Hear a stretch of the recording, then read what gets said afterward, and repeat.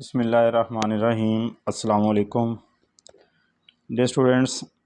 आज हम ट्रिग्नोमेट्री का chapter number 10 fundamental identity start करेंगे, जिसमें सबसे पहले हमारे पास डिस्टेंस फार्मूले के बारे में हमें पता होना चाहिए और उसके बाद एक बहुत इम्पोर्टेंट लॉ है फंडामेंटल लॉ ऑफ ट्रिग्नोमेट्री, जिसे हम प्रूफ करेंगे। तो डिस्टेंस फार्मूला ये समझते हैं। फ़र्ज़ किया दो पॉइंट्स हैं हमारे पास। Let P x1 y1 and Q x2 y2 भी 2 पॉइंट्स। ये फ़र्ज़ कर लिया हमारे पास 2 पॉइंट्स हैं। फिर हमने फ़र्ज़ किया कि इनके दरमियान डिस्टेंस जो है वो d है। Let d be the distance between these 2 points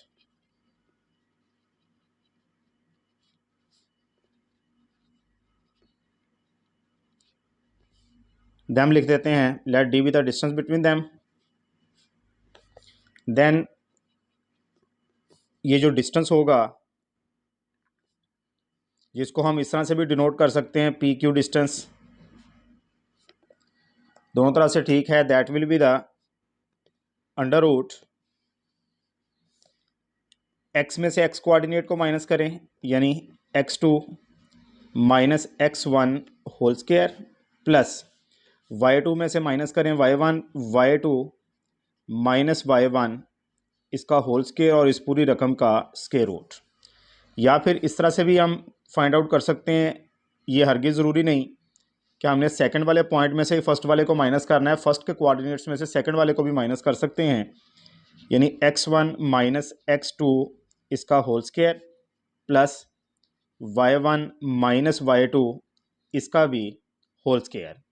तो इस तरह से भी स्टूडेंट ये प्रूफ किया जा, ये डिस्टेंस फार्मूला है, दोनों तरह से डिस्टेंस फार्मूला है। तो ये डिस्टेंस फार्मूला याद रखिएगा, सेकंड ईयर में इसका प्रूफ आएगा कि ये किस तरह से फार्मूला होता है।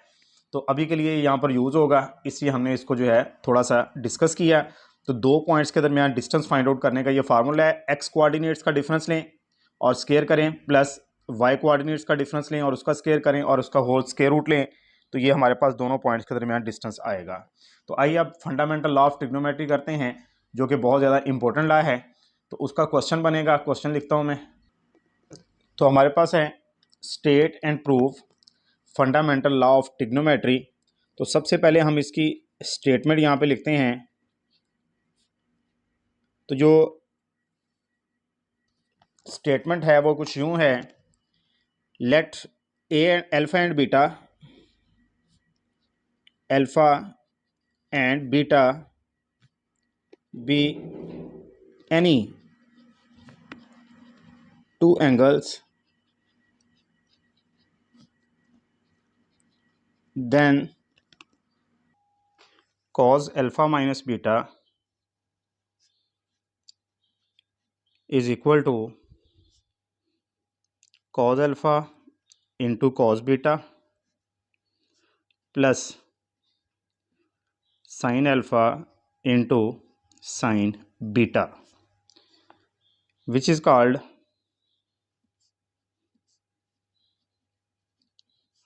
fundamental law of trigonometry। ये स्टूडेंट था फंडामेंटल लॉ ऑफ ट्रिग्नोमेट्री का की statement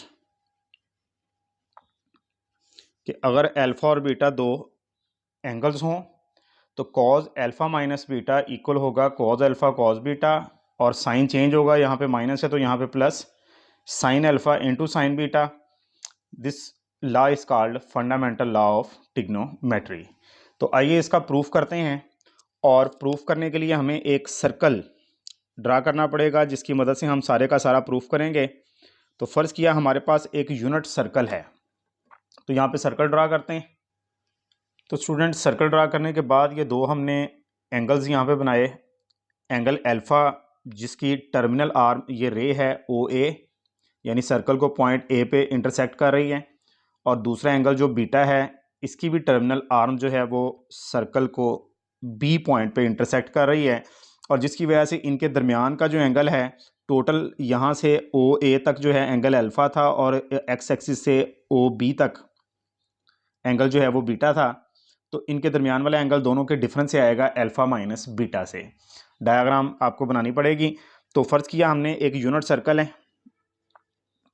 consider a unit circle. अब सबसे पहले तो यूनिट सर्कल क्या होता है? यूनिट सर्कल होता है जिसका रेडियस जो है वो 1 के इक्वल हो। तो इसका रेडियस जो है वो यूनिट है, यानी 1 है। तो फर्ज किया एक यूनिट सर्कल है with centre at origin, with centre at origin. एक यूनिट सर्कल है और इसका सेंटर जो है वो कहाँ पर है? ओरिजिन पर। यानी कि ये इसका सेंटर है और ये ओरिजिन है एक्स एक्सिस वाई एक्सिस यानी एक्स वाई प्लेन का। उसके बाद हमने फ़र्ज़ किया, यानी कि ये जो मैंने बताया इसको हम यहाँ पे लिखते हैं लेट टर्मिनल साइड्स हम कहते हैं जहाँ पे एंगल ख़त्म होता है। तो terminal sides of alpha and beta, फ़र्ज़ कर लेते हैं कट लिख देते हैं, ये इंटरसेक्ट लिख लें, cut the circle at point A and B.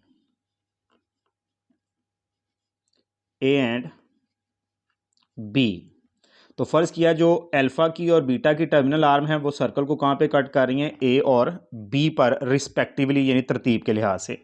Respectively लिख देते हैं यहाँ पे। रिस्पेक्टिवली का मतलब है एंगल अल्फ़ा वाली जो है वो ए पर कर रही है और एंगल बीटा वाली टर्मिनल आर्म बी पर जो है वो इंटरसेक्ट कर रही है। सच दैट, यानी इस तरह से वो कट कर रही हैं कि उनके दरमियान का जो एंगल है, angle A O B, major of angle A O B, यानी ये ए ओ और बी इनके दरमियान जो एंगल बन गया वो कितना बन गया? Alpha minus beta. तो ये इनके दरमियान एंगल बना। तो ये हमने सारी बात यहाँ पे बता दी जो यहाँ पर मौजूद है। ठीक है स्टूडेंट्स, अब हमने एक और पॉइंट सी जो है वो यहाँ पर ड्रा करना है। सी पॉइंट हमने लेना है। सी पॉइंट कैसे लेना है?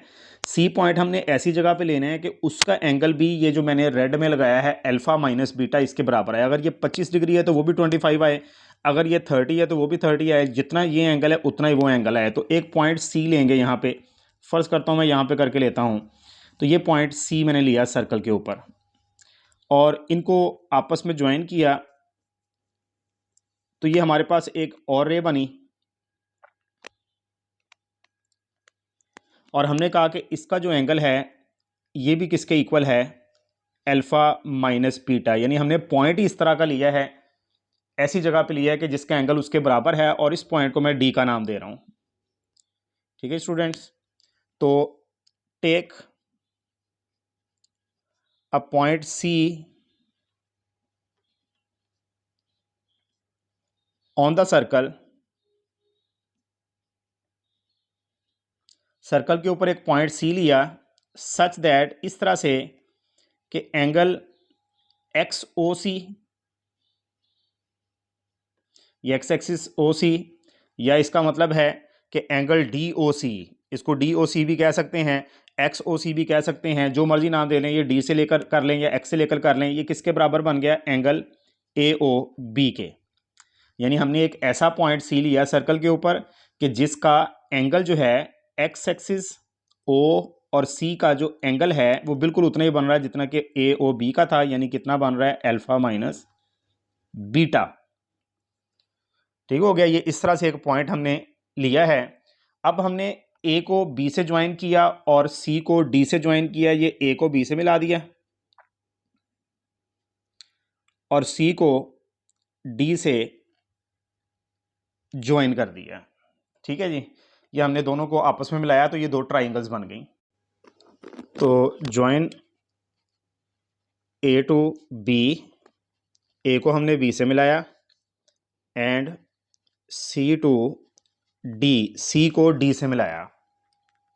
अच्छा स्टूडेंट्स, ये पॉइंट हमने सी यहाँ पे क्यों लिया है इसकी मैं वजह बताता हूँ। क्योंकि अल्फ़ा जो है वो स्टैंडर्ड पोजीशन पर था। स्टैंडर्ड एंगल होता है जो एक्स एक्सिस से स्टार्ट हो, पॉजिटिव एक्स एक्सिस से, और बीटा भी स्टैंडर्ड था क्योंकि वो भी एक्स एक्सिस से स्टार्ट हो रहा था, लेकिन alpha minus beta standard angle नहीं था। लेकिन अब चूंकि हमने अल्फा माइनस बीटा जो कि ए ओ बी था उसके इक्वल यहाँ पे भी ले लिया है, अब ये भी एक्स एक्सिस स्टार्ट हो रहा है, ये भी स्टैंडर्ड एंगल बन गया। ठीक है जी। Now alpha beta and alpha minus beta are in standard position. अब ये सारे के सारे एंगल कहाँ पर आ गए हैं? स्टैंडर्ड पोजीशन पर आ गए हैं। तो स्टूडेंट्स अब हम इनके कोऑर्डिनेट्स निकालते हैं पॉइंट्स के। पॉइंट्स ए बी सी और डी, इन सब के कोऑर्डिनेट्स निकालते हैं। नाउ कोऑर्डिनेट्स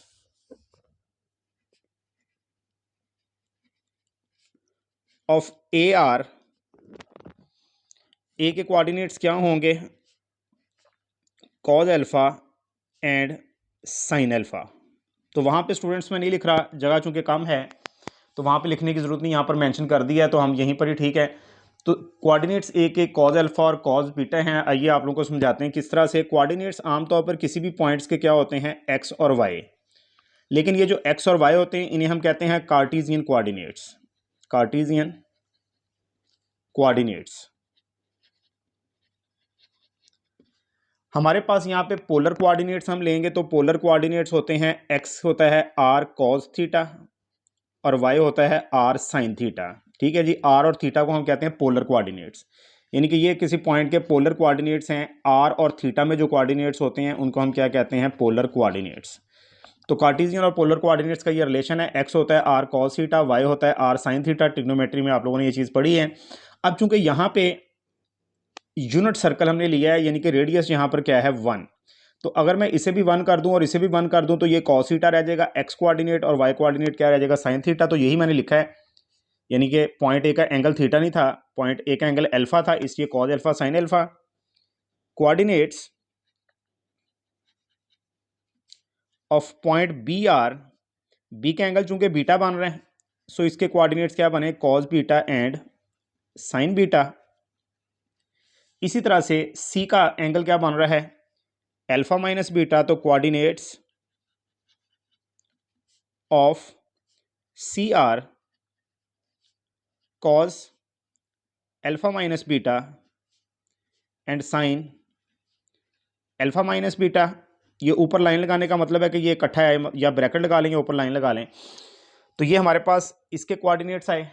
और कोऑर्डिनेट्स ऑफ डी आर, अब डी का एंगल क्या बन रहा है स्टूडेंट्स? जी हाँ, डी का एंगल हमारे पास बन रहा है 0, क्योंकि डी एक्स एक्सिस के ऊपर है 0। तो जब मैं cos 0 लिखूंगा दैट इज 1, और जब मैं साइन 0 लिखूंगा एंड दैट इज 0। तो डी के कोऑर्डिनेट्स मेरे पास क्या है? 1 और 0, क्योंकि एंगल क्या बन रहा है? 0। ठीक है जी। तो ये हमने सबके कोऑर्डिनेट्स निकाले। अब ये दोनों जो ट्राइंगल्स हमने बनाई हैं ये कन्ग्रुएंट हैं या सिमिलर हैं। Now triangle AOB and triangle COD are congruent, मुतशाबे हैं, सिमिलर हैं, एक जैसी हैं, क्योंकि इनके एंगल्स सेम हैं और सेम साइड्स के एंगल सेम हैं। मतलब कि इसकी साइड OD और OC ये दोनों रेडियस हैं, बराबर हैं, और इनके दरमियान ये एंगल बन रहा है, और इसकी भी दोनों साइडें OA और OB रेडियस हैं, इक्वल हैं, और इनके दरमियान एंगल बन रहा है और दोनों के एंगल के हैं सेम। इसलिए ये कन्ग्रुएंट यानी सिमिलर यानी कि मुतशाबे उर्दू में ये ट्राइंगल्स हैं। अगर ये मुतशाबे हैं मतलब इसकी ये वाली साइड अगर ये सिमिलर हैं तो इनकी तमाम साइड्स की आपस में इक्वल होंगी। मतलब सिर्फ OA OB और OC OD बराबर नहीं होंगी, बल्कि AB किसके बराबर होगा? CD के। जब कोई दो ट्राइंगल्स कन्ग्रुएंट हो, मुतशाबे हों, तो हमारे पास क्या होता है? मुतशाबे। मैं लिख देता हूँ यहाँ पे, उर्दू में कुछ बच्चों ने पढ़ा होता है मैट्रिक में, सिमिलर। तो इनकी तमाम साइड्स जो हैं वो इक्वल होती हैं, लिहाजा AB इसकी कॉरस्पॉन्डिंग साइड क्या बनती है? CD। तो देयरफॉर AB साइड किसके इक्वल आ जाएगी? CD के। तो स्टूडेंट्स ये हमने अभी अभी डिस्टेंस फार्मूला पढ़ा था, तो यहाँ पे डिस्टेंस फार्मूला लगाएंगे, और डिस्टेंस फार्मूला में आप लोगों ने देखा अंडर रूट था, तो अंडर रूट अगर हम नहीं लगाना चाहते तो हम दोनों तरफ स्क्वायर कर देंगे। स्क्वायर रूट को ना लगाने के लिए हम दोनों तरफ क्या कर लेंगे, स्क्वायर कर देंगे। और अभी मैंने बताया ए बी डिस्टेंस कैसे निकालेंगे, इन्हें माइनस करेंगे ए और बी को। तो कॉज अल्फा में से कॉज बीटा माइनस करें, cos alpha minus cos beta, और इसके ऊपर आ गया हमारे पास whole square, plus sine alpha में से माइनस होगा sine beta, sine alpha minus sine beta, और इसके ऊपर भी क्या बना, होल स्क्वायर। सी डी इनका डिफरेंस, तो कॉज अल्फा माइनस बीटा, इसमें से माइनस करेंगे 1, इसका होल स्क्वायर, और साइन अल्फा माइनस बीटा, इसमें से माइनस किया जाएगा 0 और इसका whole square. x1 minus x2 whole square plus y2 minus y1 whole square, y1 minus y2 sorry students. तो इसके ऊपर था पूरे का पूरा जजर, तो वो नहीं लिया हमने क्योंकि हमने स्क्वायर पहले करके उसको ख़त्म कर दिया, कैंसिल कर दिया है। अब इनके स्क्वायर्स ओपन करते हैं, तो ये a minus B whole square, simple formula, cos square alpha पहली रकम का स्क्वायर प्लस दूसरे वाली का square cos square beta minus 2 first into second cos alpha into cos beta, plus इसी तरह से स्टूडेंट्स यहाँ पे sine square alpha plus sine square beta minus 2 sine alpha into sine beta. ये मैंने लेफ्ट साइड को ओपन किया, अभी राइट साइड यहाँ पे लिख लेते हैं। इसको जब ओपन करेंगे, पहले वाली रकम का स्क्वायर यानी cos square alpha minus beta plus दूसरे वाली टर्म का स्क्वायर यानी 1 का 1 माइनस 2 ए इंटू बी, मतलब दोनों को मल्टीप्लाई किया कॉज अल्फा माइनस बीटा। और यहाँ पे स्टूडेंट्स बन रहा है sign square alpha minus beta, क्योंकि इसमें 0 था तो 0 को ख़त्म कर दिया। तो ये चीज़ हमारे पास दोनों साइड्स में स्क्वायर के फार्मूले ओपन करने के बाद ये बना।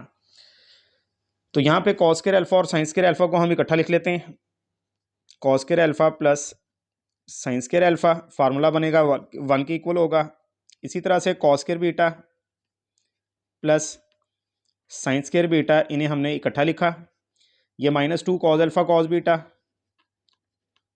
ये बच गया, और यहाँ पे और क्या बच गया, minus 2 sine alpha into sine beta, इसे लिखा, ये लेफ्ट साइड लिखी गई। राइट साइड में भी cos square alpha minus beta, इसके साथ हम लिख देंगे प्लस का sign square alpha minus beta जो बिल्कुल एंड पे था, इसे और इसे इकट्ठा करके लिख दिया।